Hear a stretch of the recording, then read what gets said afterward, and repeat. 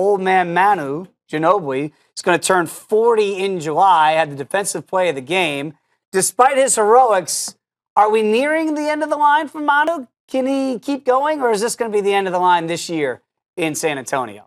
I think this is most likely the end of the line. I mean, he hasn't been healthy all that much this season. He's played limited minutes, but he's still Manu Ginobili. And he can still, in a big spot tonight, make enormous plays in overtime of a Game 5 of the second-round playoff series. He was phenomenal tonight. He really threw back the clock to look like the Ginobili of old, at least for a short amount of time this evening. And in a situation where the Spurs didn't have Kawhi Leonard late in the game in any overtime, for Ginobili to pick up the slack the way he did was absolutely phenomenal. And you talk about drama, that block on James Harden at the buzzer was as good a block as you'll ever see. Clean, 100% clean in how he did it. And he managed to make that play without fouling. Listen, Ginobili was terrific tonight, but this is the end of the line. I just don't know how he's going to be able to deal with the rigors of yet another season. On the hook for $14 million this year was the number. Next year he's a free agent again.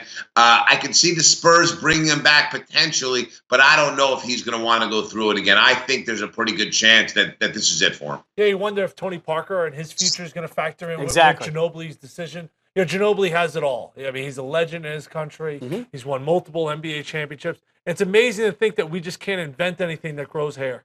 I mean, it's just amazing. We can put people on the moon. He will not. We can do amazing things. He's holding out hope. We just cannot grow hair. And you know, Manu Ginobili's got a ton of money. He's got tens of millions of dollars. And you know, when he looks in the mirror, he's got to be pissed off. He's not pissed off at that performance today. I think the block was a key play. Yeah.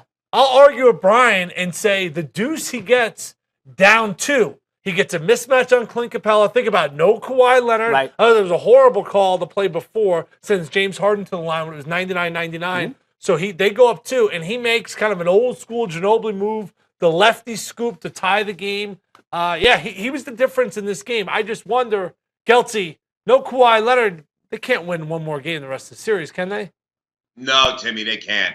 And they have to have Kawhi Leonard. I mean, the reality is just if it's Leonard's going to be the one that's down the stretch of the game getting the ball in his hands if he's on the floor there, and they were able to do it with an ensemble approach. But you're not going to get through 48 minutes and score enough against this Rockets team without Kawhi Leonard. That's the backbreaker for them, and I don't see them getting one of the next 2 if they don't have him. We don't know they're not going to have him, and you can bet between now and Game 6 there's going to be a whole load of treatment on Kawhi Leonard, and we'll see if they can get him out there and he can go. But this is not a wonderful situation for the Spurs. And if Leonard is going to be hurt and not going to play, this unfortunately ends up being the Spurs' last win of the